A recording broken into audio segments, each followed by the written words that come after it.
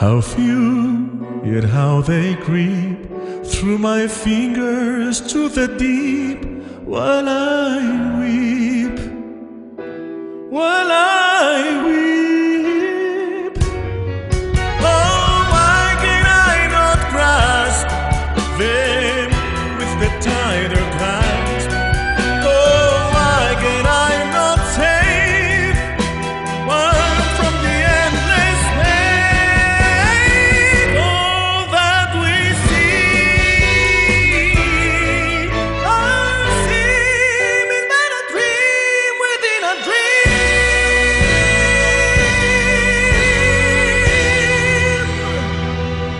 within a dream.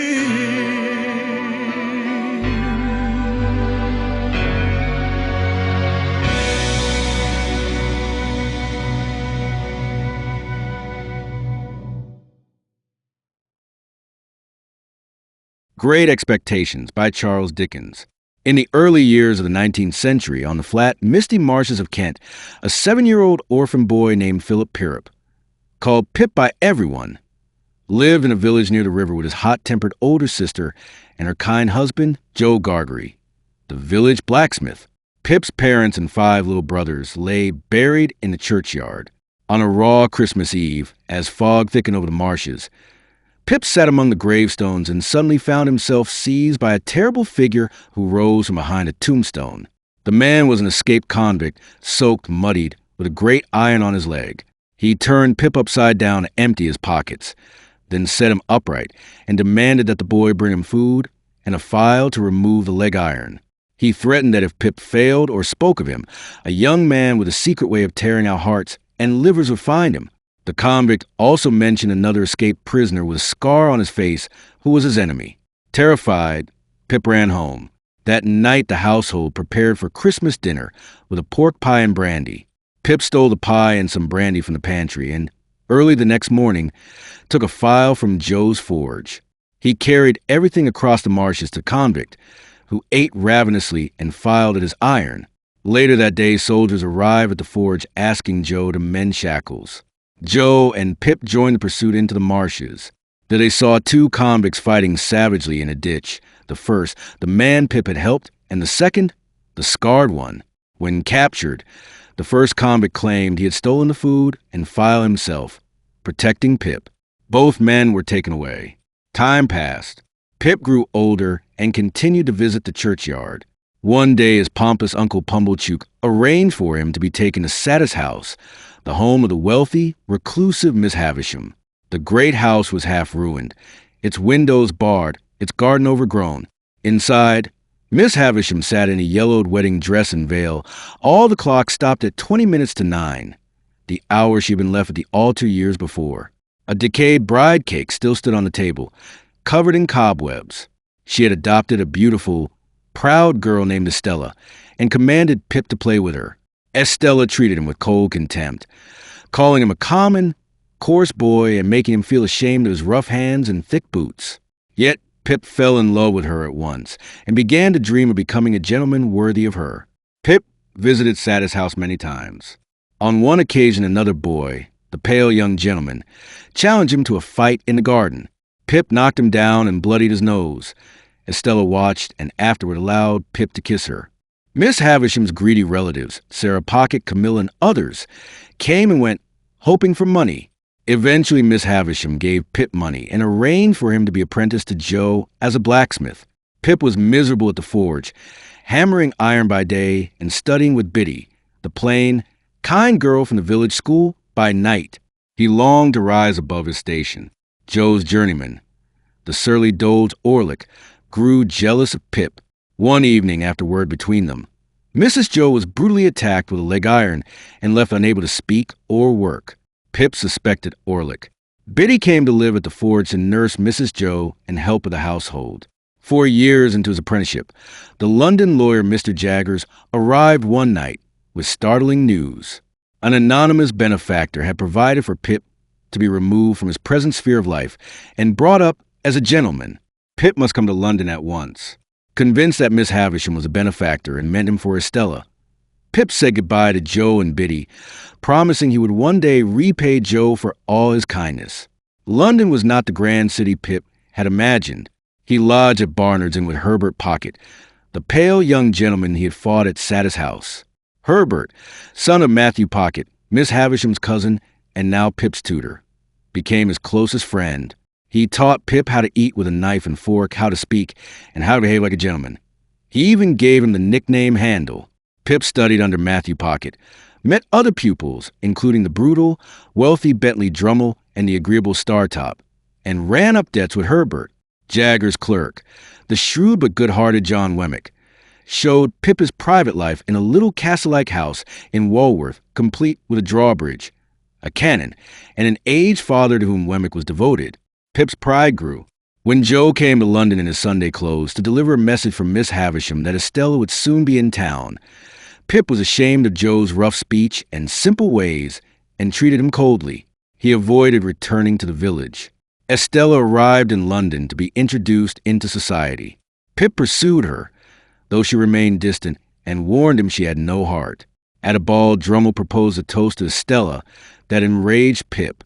Pip warned Estella that Drummel was not to be trusted. She answered that she might entrap him if she chose. Mrs. Joe died, and Pip returned home for the funeral, filled with remorse for having neglected those who loved him. On his 21st birthday, his income began. Secretly, with Wemmick's help, Pip used part of his money to buy Herbert a partnership in the shipping firm of Clarker and Company. One stormy night, a rough, weather-beaten man appeared at Pip's door. It was a convict from the marshes, Abel Magwitch, returned from transportation to Australia, where he had made a fortune as a sheep farmer. He announced that he, not Miss Havisham, was Pip's benefactor. Every penny had been sent so that Pip might become a gentleman. Pip was horrified and ashamed. His grand dreams collapsed. Magwitch, under sentence of death if discovered in England, had risked everything to see the gentleman he had created. Pip resolved to help him escape the country. Magwitch told his story. He had been partnered in crime with a gentlemanly rogue named Compayson, who betrayed him at their trial and received a lighter sentence. Compayson had been the man who jilted Miss Havisham at the altar, working with her half-brother Arthur Havisham. Magwitch had once had a wife named Molly who was tried for murder. Jaggers had offended her, and she had been acquitted. Their infant daughter had been given to Jaggers, who placed her with Miss Havisham. That daughter was Estella. Pip now understood the terrible web that connected them all. He returned to Satis House and confronted Miss Havisham for allowing him to believe she was his patron. She admitted she had done so to spite her relatives. Pip declared his love for Estella. She coldly told him she was to marry Drummel. Heartbroken, Pip returned to London. Miss Havisham, stricken with remorse, gave Pip money to complete the arrangement for Herbert's partnership and begged his forgiveness. As he was leaving, her wedding dress caught fire. Pip tried to save her and was burned himself. She survived for a time but died later, repentant. Orlick, dismissed from Miss Havisham's service on Pip's information, lured Pip to a deserted sluice house on the marshes with an anonymous letter and seized him, intending to murder him with a heated hammer. Orlick freely confessed to having attacked Mrs. Joe. Just as he was about to strike, Herbert and Startop arrived and rescued Pip. With Herbert and Startop's help, Pip arranged for Magwitch to be rowed down the Thames at night to board a steamer bound for Hamburg. They disguised him as a river pilot, but Compayson had learned of the plan and informed the police. As the boat pulled toward the steamer in the darkness, a police galley approached. Compayson stood in it, pointing out Magwitch. Magwitch seized Compayson. The two men struggled and fell into the river. Compayson drowned. Magwitch was pulled out badly injured and taken into custody. At his trial, Magwitch was sentenced to death, but his wounds proved fatal. Pip sat by his bed in the prison hospital, holding his hand. He told the dying man that his daughter Estella lived and had become a lady. Magwitch died at peace, believing Pip's words were God's forgiveness. With Magwitch's fortune forfeit to the crown, Pip faced arrest for debt and fell dangerously ill with fever. Joe came up from the country, nursed him tenderly through his delirium, paid his debts without a word, and stayed until he recovered. When Pip was well enough, Joe returned home. Pip followed, intending to ask Biddy to marry him and to beg Joe's forgiveness. But he arrived to find that Joe and Biddy had married and were happy together. He blessed them and left England to join Herbert in Cairo. There, Pip worked steadily in the firm of Clarker and Company. Only after many years did Herbert learn that Pip had been the anonymous benefactor who had secured his partnership. Pip rose to become third in the house. After 11 years abroad, he returned to England. He visited Joe, Biddy, and their young son, also named Pip, and then walked inside of Satis House, now pulled down in the grounds of Wilderness. There, among the ruins, he met Estella. Drummle had treated her cruelly and was now dead. Suffering had changed her. The cold, proud Estella was gone. She told Pip she'd been bent and broken but hoped she was better for it, and she asked his forgiveness. They walked together from the ruined garden. Pip saw no shadow of another parting from her. In that quiet meeting among the mists and the broken walls of the past, the long story of great expectations reached its close. Pip had learned that true worth lay not in wealth or social standing, but in loyalty, kindness, and forgiveness that can grow from suffering. The marshes and the river, the forge and the great decaying house, the convict's rough gratitude and the lady's hard-won gentleness, all had shaped the boy into a man who understood at last what really mattered in life. How few, yet how they creep through my fingers to the deep, while I weep, while I weep. Oh, why can I not grasp them with the tighter clasp? Oh, why can I not save one from the endless wave?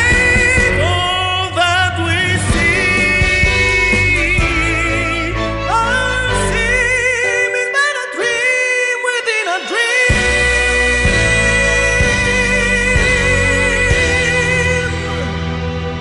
within a dream.